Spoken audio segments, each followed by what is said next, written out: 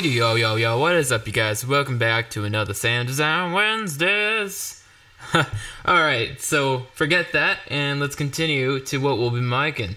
So, what we'll make is this part right here. And it also has some really cool stuff if you hold out some longer notes. So, a few days ago, I did a dubstep sort of screechy kind of thing, and I talked about my process there. So this is kind of very similar to that because we are using the same processing rack. So if you go on my Facebook and you go all the way to the bottom, you should see it from that video. I think it's called, how do I forget these things, honestly? I think it was reverse engineering. That's the one. I remember. So in that video, I show you all the processing there, and I also give you a free download link to it on my Facebook.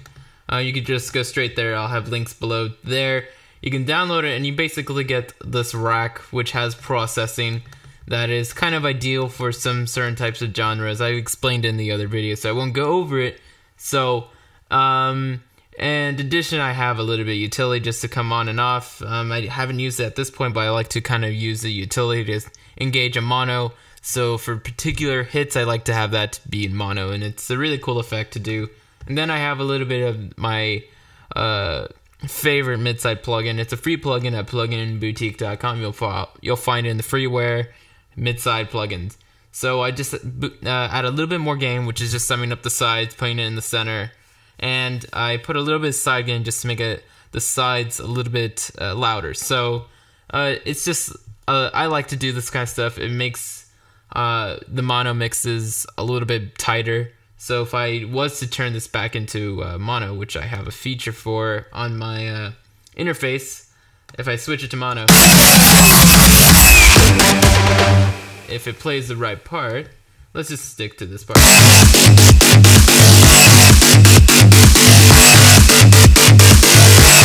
It's looping the same bar, but now if we turn off the mono,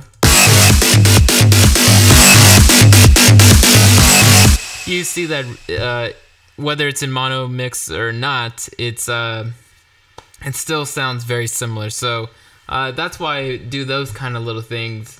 But primarily I do it because it makes the stereo mix a little bit more interesting. I will talk about mono mixing in another video, so don't get ahead of me there.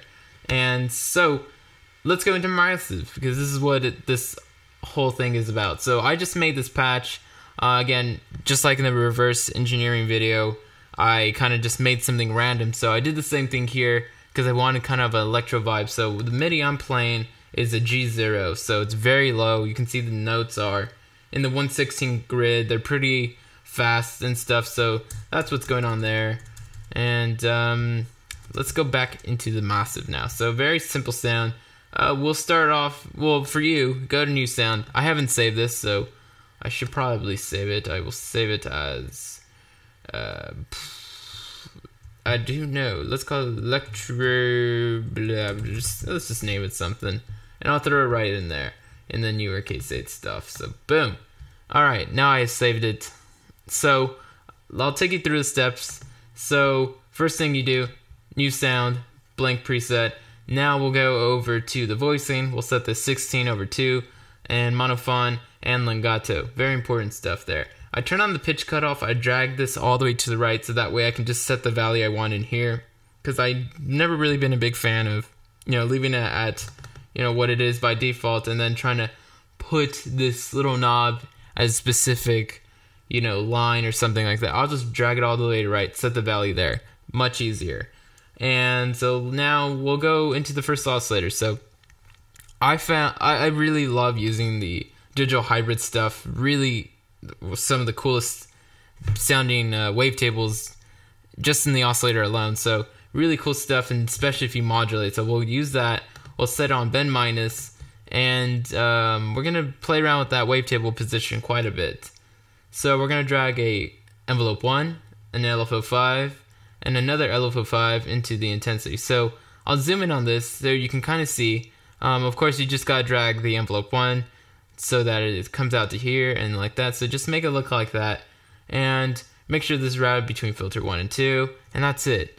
So now let's go down to oscillator 2. So it's the same AI1. We're going to leave this one on spectrum. We're going to bring it up an octave. So if you hold Option or Alt if you're on PC, while you're in these pitch boxes, you can go up and down octaves really fast. So, no more, clicking it up and things like that. That takes too long. So we're going to set the wavetable a little bit past halfway, drag that envelope 1, drag it all the way so that it looks like this. We're going to pull that intensity down just because it makes it sound cooler for no other reason. And now we're only using 2 oscillators. I did have a third oscillator, just a saw wave, but I didn't really need it, so I left it out. So really quick, before we go into the modulation oscillator, let's go into envelope 1, and I'll show you the LFO 5 as well. So envelope 1 is kind of how it looks by default. So you can see the attack, that peak right there is almost at the S, and the release right here is pretty much on the S of one shot. And so you can see where the attack levels and these things are. So basically, all this stuff right here, didn't even use it. And now let's go to the LFO. So the LFO is at 1/2 on the ratio, so you just gotta turn on sync. And I left it right there on a typical sine wave, so I didn't do anything except engage the sync and just set it down to 1/2. So now let's go back to the modulation oscillator. So we're going to drag this up 2 oscillators. So make sure you use that Option or Alt key, much faster. And we're going to set the phase onto oscillator 2. So if we go down to our phase, we're going to drag another LFO down there. And I'll zoom in on this so you can see it, because it's not all the way at the bottom, but I'm pretty sure you can set it and play with it and make it really cool yourself. Just play around with this stuff. Massive is so easy to work into if you already have a processing chain to kind of reverse engineer your way back into it.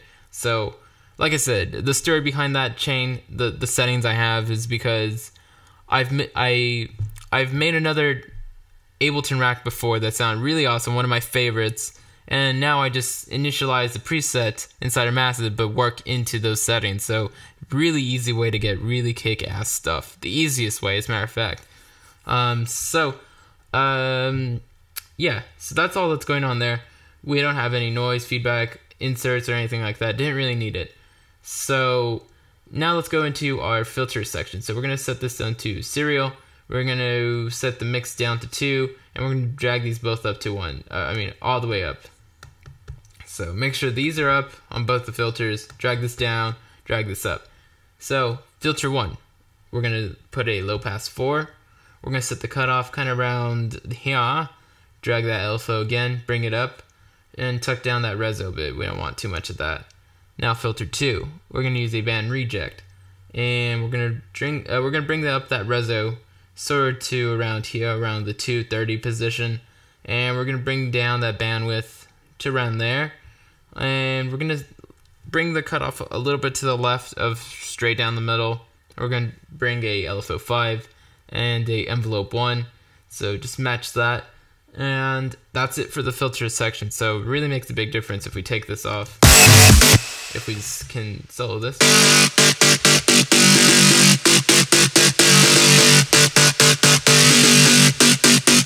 So it just kind of adds that nice, like, I guess I want to call it the filter thump. It's nice. I like doing that. So let's see what else. Now we can go into the oscillator tab right here. So I did not use oscillator phases. You can decide to do that if you want to get rid of that kind of phasing, modulating sound.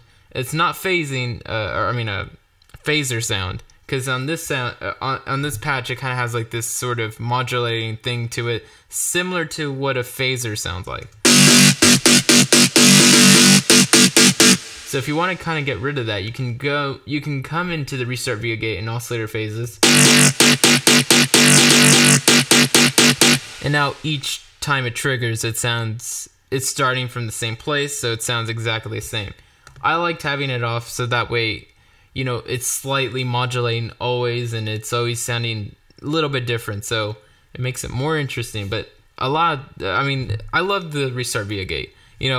I go one way with it or another. It just really depends on the circumstances. So Now let's see, routing is the way it is by default, so no need to sweat it there. Pause it if you need to, if yours is different, when you click on use sound, that gives you something different. But we're not using inserts or anything like that, so I don't imagine it would be a big difference. Envelope 4, which is our main envelope for massive, it's basically default. You can tuck down the attack if you want. I left it there, it's fine for me there. And let's go into our effects, so we'll finish this early. So all I did was add a chorus. I really don't like the chorus in massive, but like I said, if I can make it work, I'll use it. So I brought the dry wet a little bit down, brought the rate up slightly up, and I left the offset right down the middle, and depth is kind of around, I guess, 9 o'clock. So what chorus is just it's kind of detuning and carrying variables in the pitch, and it just makes it a lot more interesting. And what it results in is fuller sounds, and it's slightly more detuned, and it sounds wider because of the detuning. So it's just mixing in the original signal with a detuned signal, and it sounds really awesome. So that's basically it for massive. So really easy to do. I have another layer to this, same rack. I'm just a different patch. I think I made this one, or maybe it's just a preset. Yeah, I think this is a preset. I don't think I made this one. But when you combine, we listen to this top layer, it's the most typical, easy to do thing in massive ever. It's just kind of one of those electro dubstep sort of things. So it's just sort of a layer to this one. So you just need kind of a nice high layer for this, something that's kind of modulating furthermore, so that you get something really rad. So hopefully you guys like this, and let me know what you guys want to see in next week's sound design video. So I didn't know what to do, because I got a few suggestions, but there weren't really just something I had time to really do, or things I didn't want to do. So thanks guys for watching, and lights.